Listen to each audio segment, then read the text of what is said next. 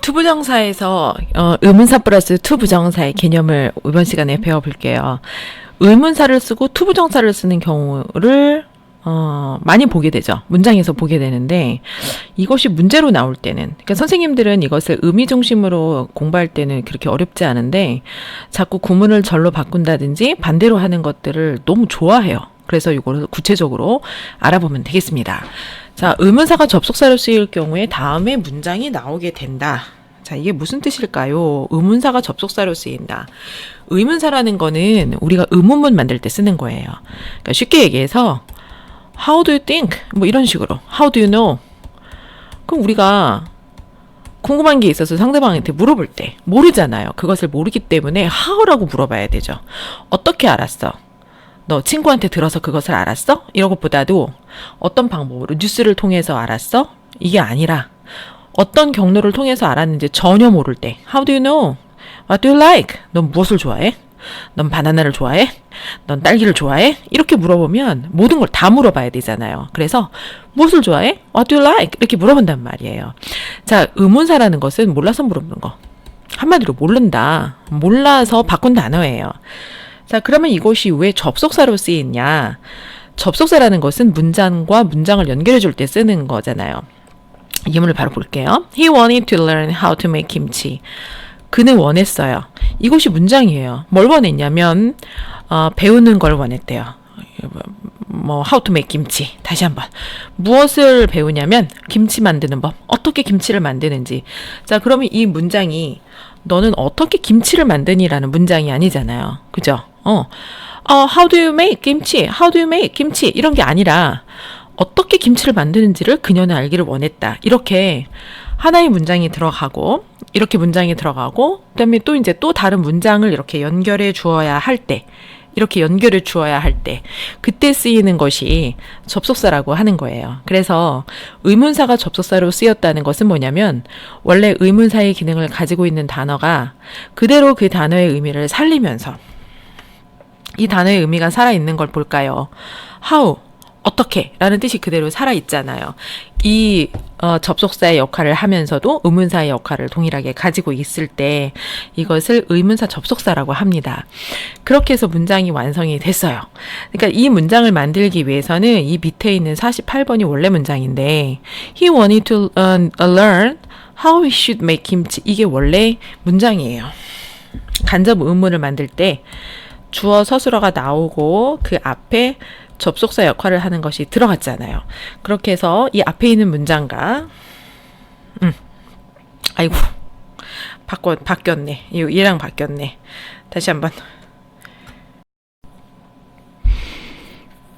수정을 했습니다. 그렇게 해서 이렇게 두 가지 문장이 접속사를 중심으로 결합이 되어 있는 형태예요. 그런데 이것은 절의 형태, 아이고 참, 이것은 절의 형태라 그러고 이거는 절의 형태라 그러고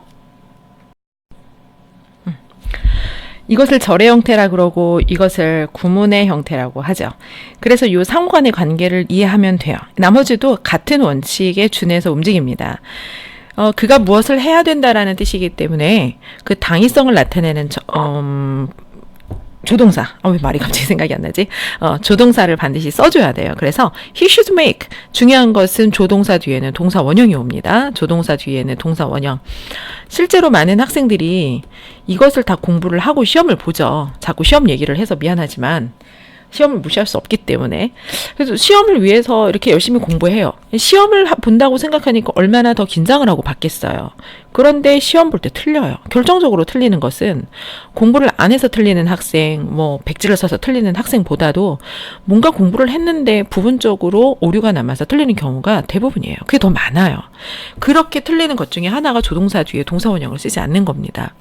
학생들이 다 알아요. 초등학교 때부터 공부를 한 거기 때문에 알지만 실제 적용할 때 정확하게 하는 것은 사실 별개의 문제예요. 그래서 여러분들이 기억하는 걸로 끝내지 않고 이 문장을 자꾸 말해보세요. 입으로 말을 하고 그 다음에 문장을 많이 접해봄으로써 그리고 문제도 많이 풀어보는 것이 도움이 되겠죠. 조동사 뒤에 동사 원형 쓰는 거 특별히 좀 기억을 해주고 그리고 두 번째로 습관이 돼야 돼요. 여러분이 어떤 문제를 풀거나 서술형 답안을 작성하고 영작이나 에세이를 할 때 항상 검토를 한다. 그러면 이거 머릿속에 넣으세요. 1, 2, 3. 첫 번째 시제. 시간, 그리고 수, 이거를 기억하면 웬만한 것들은 다 걸러져요. 영어에서 단수와 복수의 개념들, 그리고 지금 이 동사에 적용되는 거, 동사의 현재일 때 이런 3인칭 단수형 S, 아니면 조동사 다음에 동사 원형 쓰는 거, 앞에 뒤에 시제를 맞춰주는 거, 요 부분. 그러니까 크게 수하고 시간의 관계, 시제만 잘 맞춰줘도 오류를 상당히 많이 잡을 수 있어요. 이것은 좀 의식을 하고 있는 게 좋겠습니다. 자, 그래서 he should make 김치를 어떻게 바꿔주었냐면 how를 그대로 살려주고, 문장에서 주절과 종속절 인칭이 같으면은 얘를 날려줘 버려요. 없애주고, 그 다음에 should make를 to make으로 바뀌어주면 끝. 이렇게. 그래서 실제 생활에서는 이렇게 간단하게 압축된 표현을 더 많이 씁니다. He hasn't decided where to stay during his trip. 여행을 가는데 어디서 머무를지 아직 결정을 못했대요. 외국 여행을 가도 이렇게 하는 사람들이 있거든요.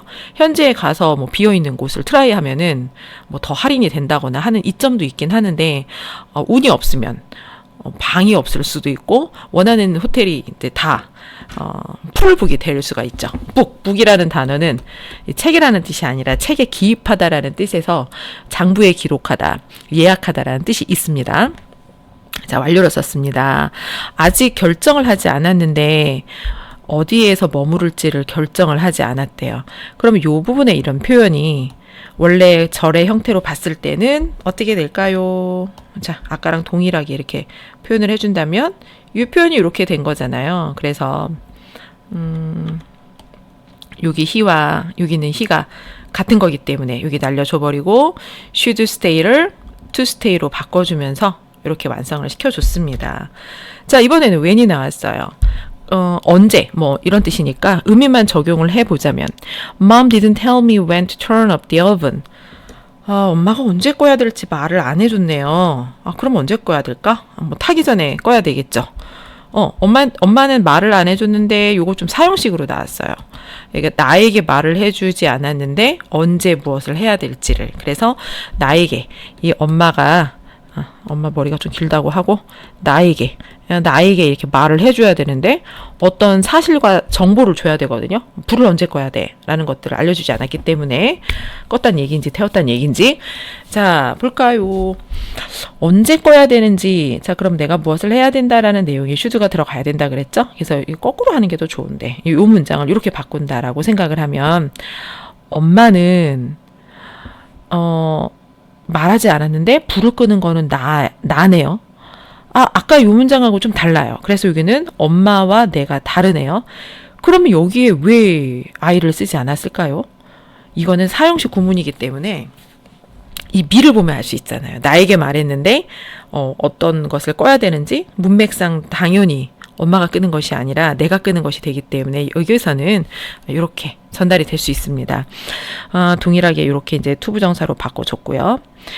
자, 네모안에 있는 거는 항상 예외적인 상황이에요. Y의 경우에는 Y 투부정사의 형태는 없대요.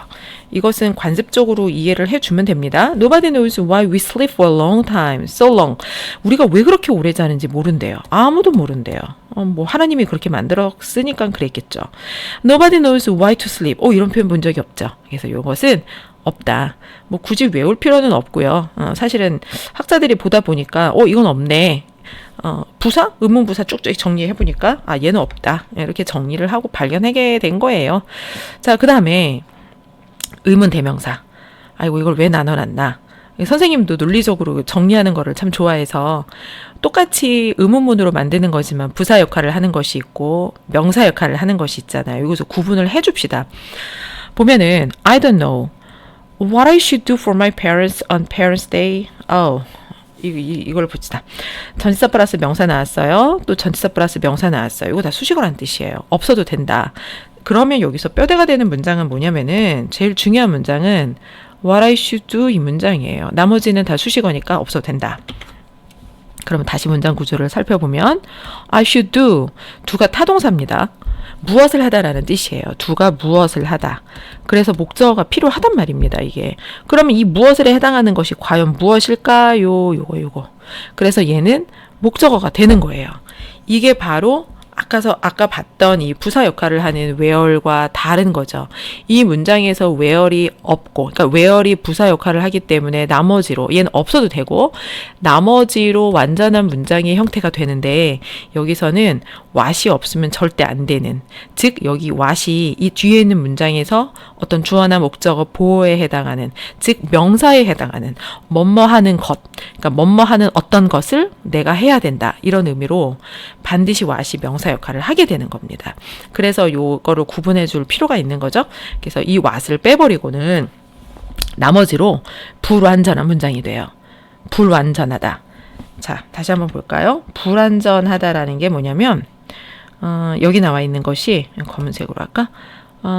이 what을 접속사라고 놓고 얘를 빼고 본다면 I should do 요것만 봤을 때 I should do 목적어가 없는 불완전한 문장이 된다라는 거예요. 그러면 여기 경우에는 아까 뭐 where를 봐도 되고 when도 똑같은 개념으로 she should turn up the oven. 이게 지금 완전한 문장. 즉, 삼형식 동사가 왔는데 무엇을 끄다라는 내용의 동사가 왔는데 오븐이라는 무엇을이 나왔잖아요. 그래서 이 when을 빼고도 요 나머지로 얘가 완전한 문장이 되었고요. 그래서 줄여서 완문이라고 표현합니다. 그리고 I should do는 얘는 불완문이 되는 거예요.